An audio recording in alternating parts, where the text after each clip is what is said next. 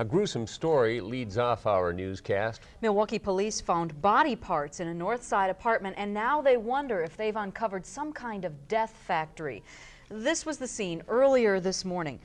Police hired a private contractor to haul a refrigerator and a tank of acid out of the apartment in the 900 block of North 25th Street. Because of the acid, some neighbors were evacuated briefly. Police found parts of bodies, leading them to believe the man they arrested is a mass murderer. Hey guys, welcome back to my channel. It's your girl Elena Emily, and today y'all we're going to be talking about serial killer Jeffrey Dahmer and women recently having crushes on him. Crazy. So first, I'll give y'all a little background on Jeffrey Dahmer real quick for those of y'all who may not know. Jeffrey Dahmer, or better known as the Milwaukee Cannibal, was serial killer from 1978 to 1991. And he had 17 victims in total, majority of them being African-American men. Now, on July 22nd, 1991, Dahmer had lured Tracy Edwards into his apartment on intentions of making him his next victim. However, thankfully, Edwards was able to get away, and while running from the apartment building, he flagged down 2 police officers and he brought them back to, Dahmer's apartment building, and this time they actually went inside and investigated, like they should have been dead, but anyways. And they found pictures, that he take after he dismembered his victims. They found a tank in his room, that blue tank that was full of acid that he soaked the victims' bones in. They found skeletons, heads that he kept in the fridges and freezers, and just everything else. And me personally, I just feel like, knowing about all that and what he did, what is exactly attractive, or what is bringing people in, to find attractive a manipulative, cannibalistic serial killer? Serious question. Is there something wrong with me because I high-key felt bad for Jeffrey Dahmer? Okay, so first things first, that whole documentary was like 12 out of 10. Like, that shit was fire. Coming from someone that likes like true crime shit, right? Now, throughout the whole thing, I was like, damn, like, this shit is crazy. Like, that's so sad. All like the murders and everything that like he did, the way he did it, like, I was like, damn, like, this shit is mad scary. Like, that's so sad. But I was like fine throughout the whole thing because like I watch a lot of true crime, whatever. But bitch, when they killed Jeffrey, I was like literally teary-eyed. Like, I got teary-eyed. I'm looking at my boyfriend like, oh my God, like, please don't tell me they kill him. Don't tell me he died. I'm looking at myself like, bitch, what? Like, what? For some reason, like, everything that he did that was like absolutely horrifying, just like out the window. I'm literally like looking to my side and I'm like, please tell me they don't kill him. I felt so fucking bad. Like, I actually felt bad. Like, it was like ridiculous. I'm thinking to myself, like, you should not be feeling bad for this man. Like, but I dead ass didn't want him to die. Like, I was kind of pissed. I was like, what the fuck?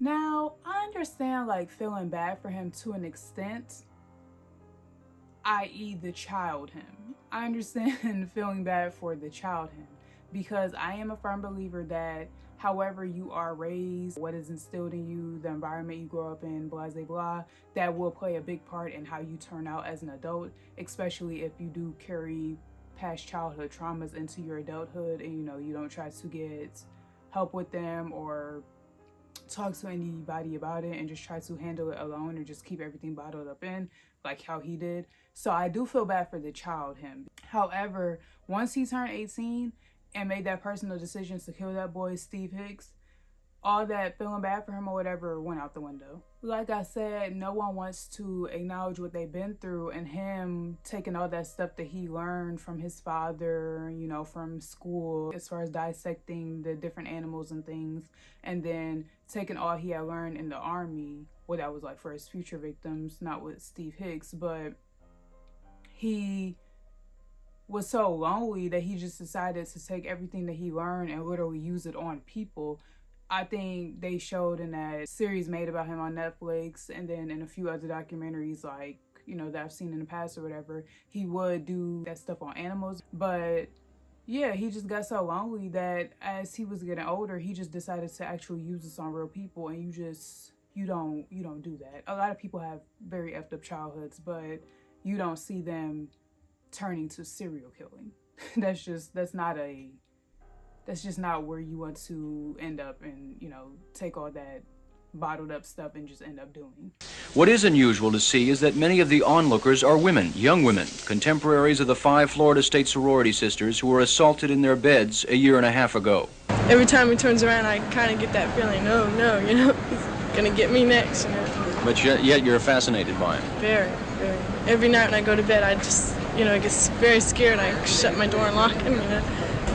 I'm not afraid of him. He just doesn't look like the type to kill somebody. You try to imagine yourself in his place and to see how he's feeling, looking at the pillows with blood stains and everything, and if he really did it or not. The fact that it was and still is women who genuinely find these serial killers innocent scares me. And the fact that women actually came to their trials, court hearings, dressed up, nails done, hair done, everything else to like get attention from them, and the fact that these women would send them love letters or just letters period and everything once they were in jail, that's just so weird to me, because I don't know, something has to be psychologically wrong with them, because y'all up here, oh, he just doesn't seem like he's that type of person to do that and all this other stuff. Like, the proof is in the pudding. And with Jeffrey Dahmer, the fact that he actually took, you know, pictures on his Polaroid camera of his victims and stuff that he do to them afterward, that's, what more proof do you need? Like, he did what he did.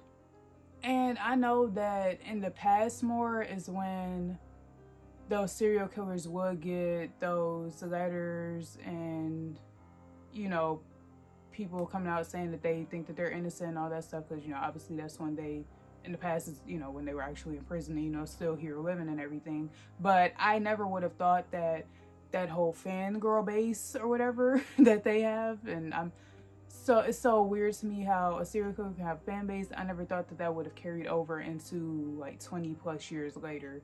Like, why are y'all still going with this? I'm so confused. And I do think it has something to do with, once that series was put on Netflix, Dahmer, the Monster, Jeffrey Dahmer story, whatever it's called, once that was put onto Netflix, I think that is when this whole new can of worms was opened up and people just start doing anything, saying anything, and then some. And I'm gonna insert some as like talking about it or just after this, but girls have even went on TikTok and, you know, made little fan edits and videos or whatever of him and like compilations.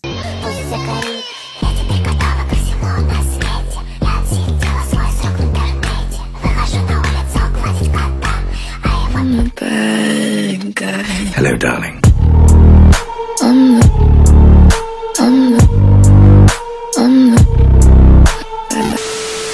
And then girls have even went on Twitter and making little tweets and just saying, I forget what some said. Like I said, I'm gonna insert them so y'all be able to see. But yeah, that was just taking me aback.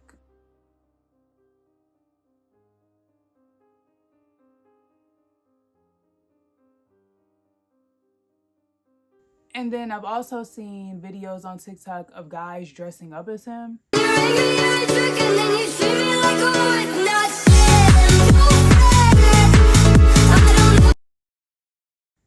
And then why is people claiming that they want to be him for Halloween? I'm sorry, that kind of pissed me off, because Jeffrey Dahmer, Ted Bundy, all these serial killers, they are not fictional characters. They are not Michael Myers. They are not Jason. They are not Chucky. They are not something that was made up, but given, you know, things that they do or whatever.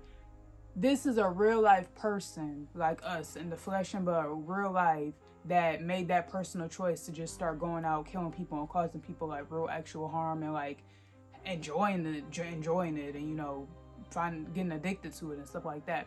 This is not a fictional character, somebody that you just read about in a book. So the fact that people, I don't know if they're just joking, trolling or what, but really saying that they want to be him for Halloween, no. Just no. That's not How is that okay to y'all? And I don't know, what's it being in for Halloween? Like, people want to know what it's like to be in their shoes. I don't know. Me personally, I'm never gonna want to know what it was like to drink another human's blood, to eat another human's flesh, to just cause physical pain to somebody and just sit there and enjoy it. Like, that's not stuff that comes to my mind like, oh, I want to see how this would be. That doesn't seem like something that I'd take interest, like, find fun, and that's not something that I take interest in at all. I don't know, maybe y'all do. That's why y'all have, I don't know. I hope people not getting ideas with that. I know Halloween was a day or two ago, so I hope nobody actually did that. But yeah, that's just weird to me. Like, it just has to be people trolling a lot these days and just trying to get reactions and see how people are going to respond what they're saying. I think that's just what all this has to be, quite frankly. Or the TikTok edits, or the Twitter posts, or the people saying they want to be him for Halloween, or the guys on TikTok dressing up as him. Like, it just has to be people trolling, because ain't no way that y'all actually think, like, I don't know. And then, like I said, people sympathizing with him. Like I said, I get sympathizing with the kid, him, but once he got older, how are y'all feeling bad for him? And then feeling bad that he got killed, or sad about that he got killed in prison. I would have just thought that, really, with all these serial killers, once they actually got caught, all the proof was in the pudding, I would have just thought that they all would have just got electric chair, or depending on what state they live in, but, you know, just got death penalties, because what? But I know I just got, like, life in prison, or so they passed away. But yeah, like, that's just y'all, I don't understand. And then y'all find this man attractive, even if y'all do find a person attractive, because, like, some people, just how people look, like, especially, like, as far as outward, like, not talking about what he did or none of that, but just as far as their outward, if you do find somebody attractive, hey, some people you just do find cute. But why are y'all taking this to social media and just posting about it as if people aren't gonna look at you crazy or just look at you sideways for saying that? Especially when it's about a person like this and everyone in the world knows what they've done.